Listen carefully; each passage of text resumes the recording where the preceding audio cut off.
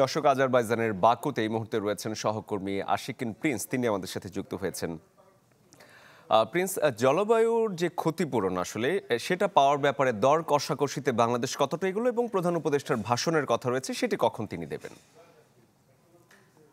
শরীফা, আজকে যে গুরুত্বপূর্ণ ইভেন্টগুলো রয়েছে তার মধ্যে রয়েছে বাংলাদেশের প্রধান উপদেষ্টা ডক্টর মোহাম্মদ ইউনূস, তিনি ভাষণ দেবেন এখানে। এবং আমরা যতটুকু জানতে পেরেছি যে আজারবাইজানের যে স্থানীয় সময় রয়েছে সেই 1টা 30 মিনিট, অর্থাৎ বাংলাদেশে যদি সময় বলি তাহলে 1টা 30 থেকে আরো সামনে 2 ঘন্টা, অর্থাৎ 1:30, 2:30 এবং 3:30টার দিকে মূলত বাংলাদেশ সময় 3:30 এবং আমাদের আজারবাইজানের সময় 1:30টার সময় মূলত প্রধান উপদেষ্টা তিনি ভাষণ দেবেন। এবং এই ভাষণে তিনি যে বিষয়টি সামনে আনতে চাচ্ছেন সেটি হচ্ছে যে যেভাবে সভ্যতা গড়ে উঠেছে এবং যে লাইফস্টাইল ফলো করে সভ্যতা গড়ে উঠেছে, সেই সভ্যতার গঠনের প্রক্রিয়াটা চেঞ্জ আনতে হবে বলে হবে।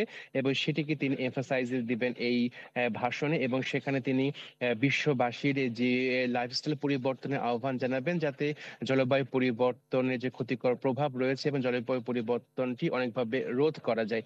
এটি একটি বিষয়। আরেকটি বিষয়, প্রধান উপদেষ্টা এর মধ্যে বেশ কয়েকটি সাইডলাইন বৈঠকে অংশ নিয়েছেন এবং যেখানে তিনি দ্বিপাক্ষিক বিষয় নিয়ে আলাপ আলোচনা করেছেন।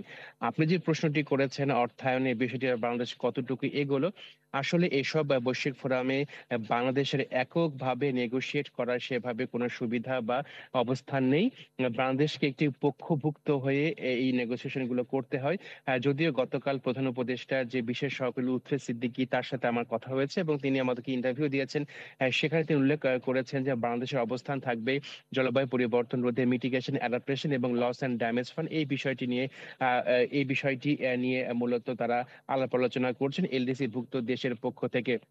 এবং তিনি বলেছেন যে আমাদের এখন দরকার মিটিগেশন এবং একই সঙ্গে দরকার অ্যাডাপ্টেশন।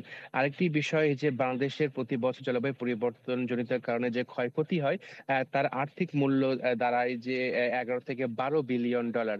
তো সেই ক্ষেত্রে বাংলাদেশ এই ক্ষতি মোকাবেলায় শুধুমাত্র ব্যয় করতে পারছে 3 বিলিয়ন ডলার। এই যে বিপুল একটা গ্যাপ রয়েছে, সেই গ্যাপটি পূরণ করারই মূলত বাংলাদেশের জন্য সবচেয়ে বড় চ্যালেঞ্জ। আরেকটি বিষয় যে এরই মধ্যে বৈশ্বিক নেতারা তারা বক্তব্য দেওয়া শুরু করেছেন। বাংলাদেশের প্রধান উপদেষ্টা স্থানীয় সময় দুপুর 1:30টার সময় মূলত তিনি তার প্রিন্স, ভাষণটি। আপনাকে অসংখ্য ধন্যবাদ। দর্শক, আজারবাইজানের জলবায়ু সম্মেলন থেকে সহকর্মী আশিকিন প্রিন্স যুক্ত হয়েছিলেন।